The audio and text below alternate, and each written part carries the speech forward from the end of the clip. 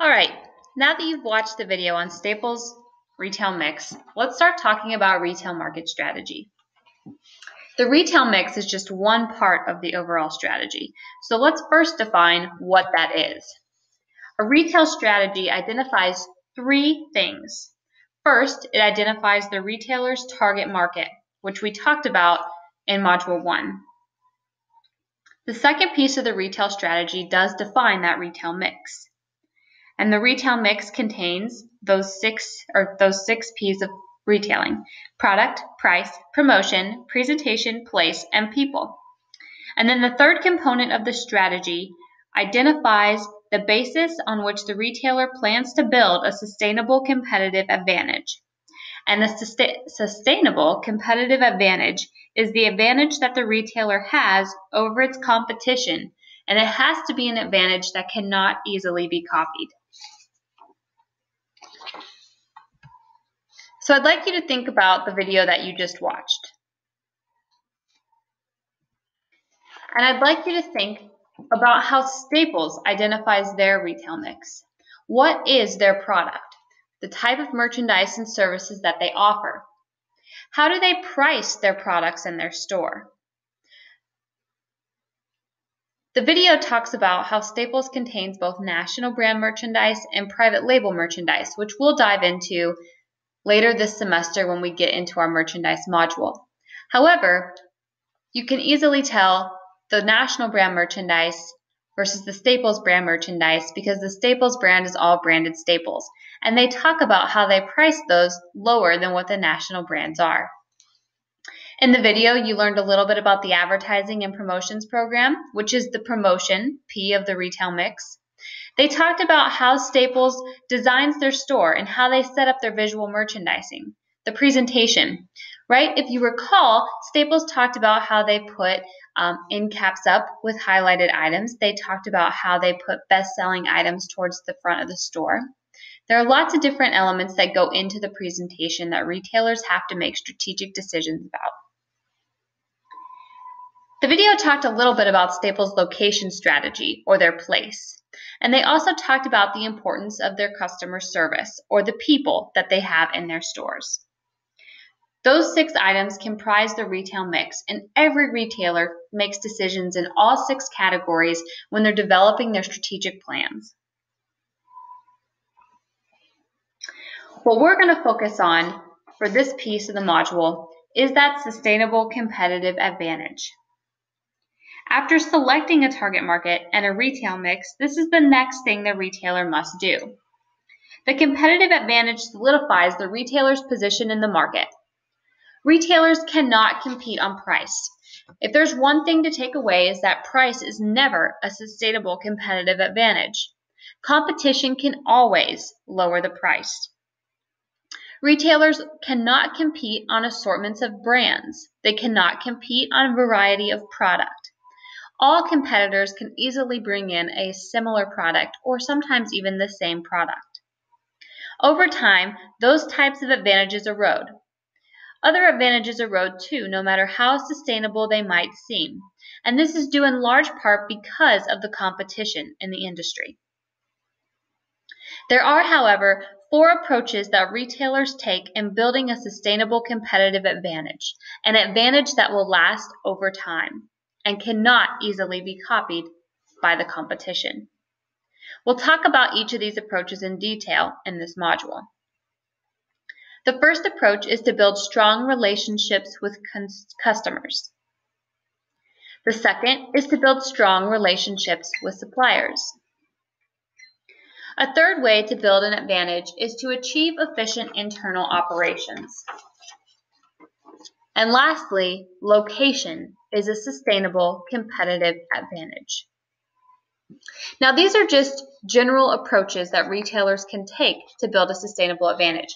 But let's talk about each one in detail and how a retailer can achieve these approaches.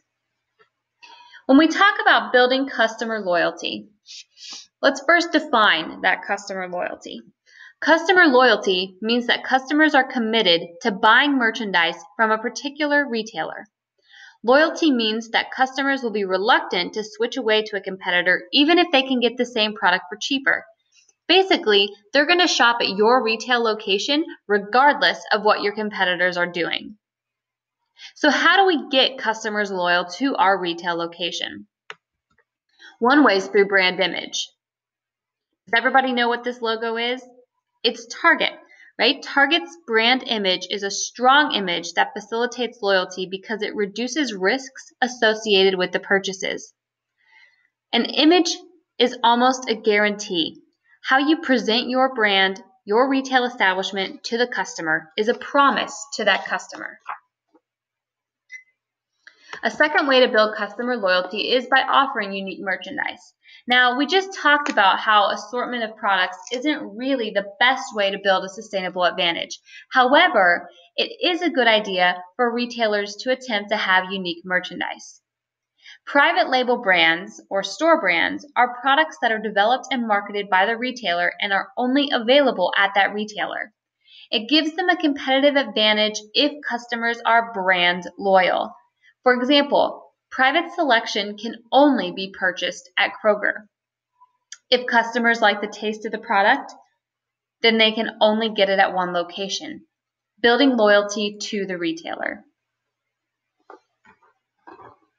A third way to build customer loyalty is through customer service. It takes a considerable amount of time and effort to build a tradition of customer service in a retail establishment.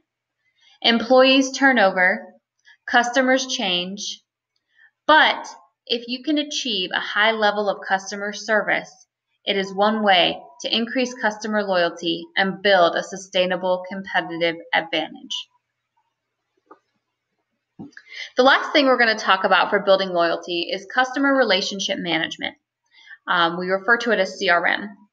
Now, CRM programs can often be confused with frequent shopper programs. I want to make a very big point here.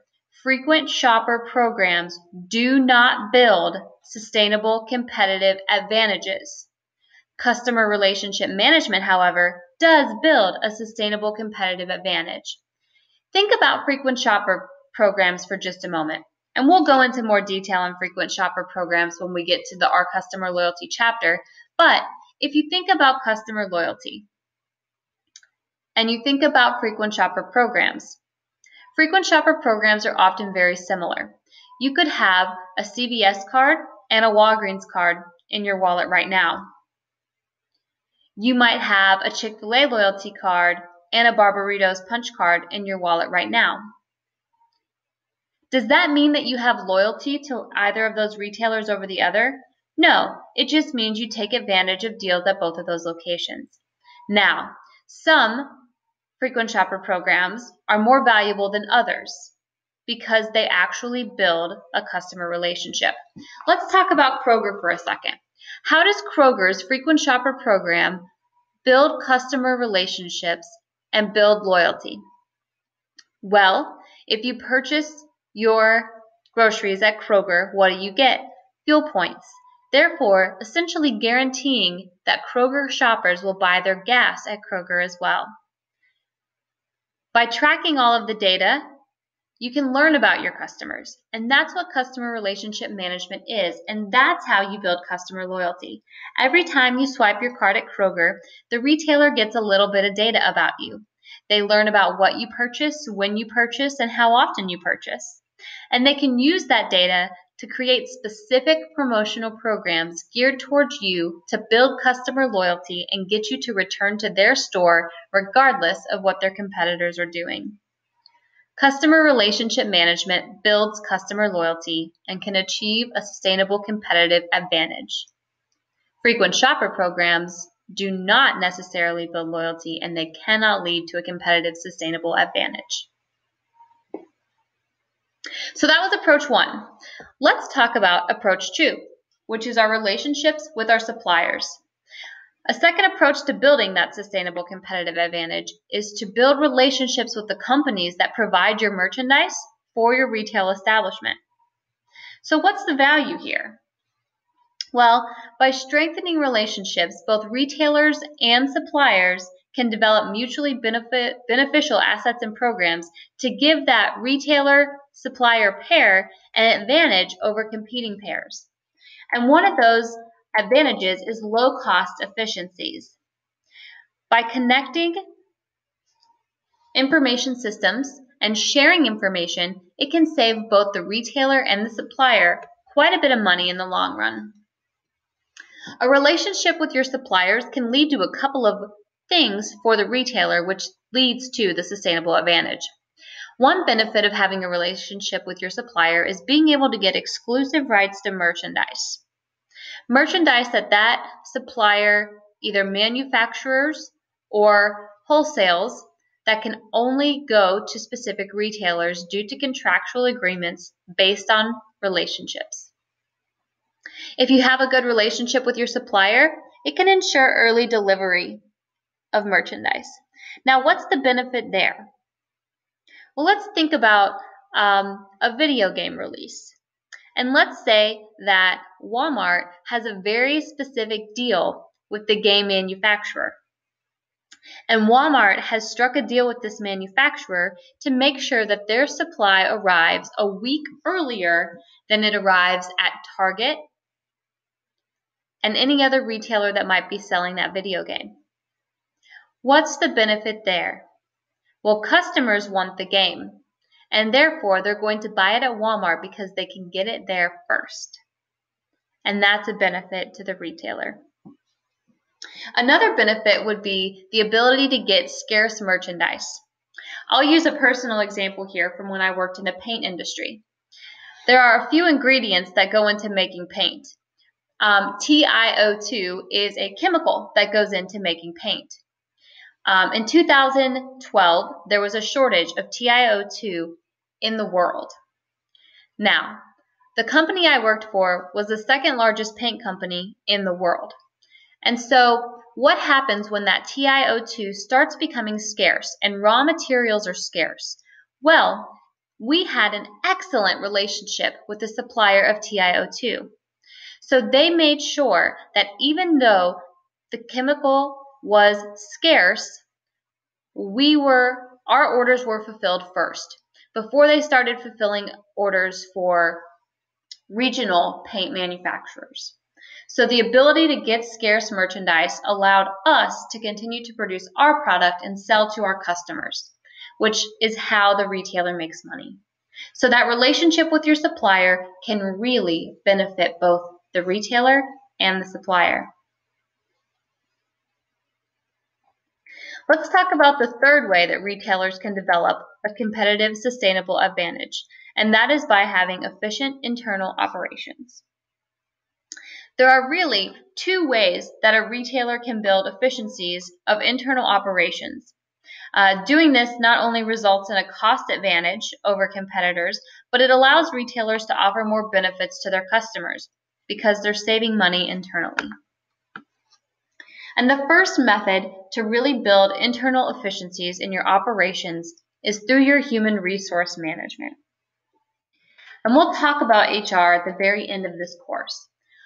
But by developing strategies to recruit and retain excellent talent and by building a positive organizational culture, you can really increase your customer service level. You can decrease your employee turnover, therefore saving money and creating an efficiency in internal operations that can pass along benefits to the customers. The second method of building internal efficiencies in your operations is through your distribution and information systems. By having databases that share information, you can reduce stockouts of merchandise. You can also tailor inventory to specific locations. And again, we'll talk about this a little later in the course, but both of those methods, both of those options can decrease cost for the retailer, which increases the efficiency of their internal operations and therefore passes on benefits to the customer, which creates that competitive, sustainable advantage. The final approach to creating a competitive, sustainable advantage is location. We're going to talk about location in this module today or this week. Location is a sustainable competitive advantage because it is the key determinant to where people shop. Most people shop close to where they live or where they work. And so by having our location in a prime area is a sustainable competitive advantage. Also, location cannot be duplicated. Once a store is built, no other store can go there. And therefore, it is sustainable because it cannot be copied by the competition. So those are the 4 general approaches and the methods that make up each approach for building a sustainable competitive advantage. So here's something for you to think about. Choose a retailer and really think about how they've developed their competitive strategic advantage. What we didn't talk about in this lecture, but what you'll read about in your book, is that oftentimes retailers have multiple sources of advantage. And that's really due to the fact that even the most competitive strategic advantage or sustainable competitive advantage can often be encroached upon by competitors. And so using multiple sources of advantages ensures a longevity for the retailer. So think about your favorite retailer, or think about a retailer who's done this really well. How have they developed their competitive advantage?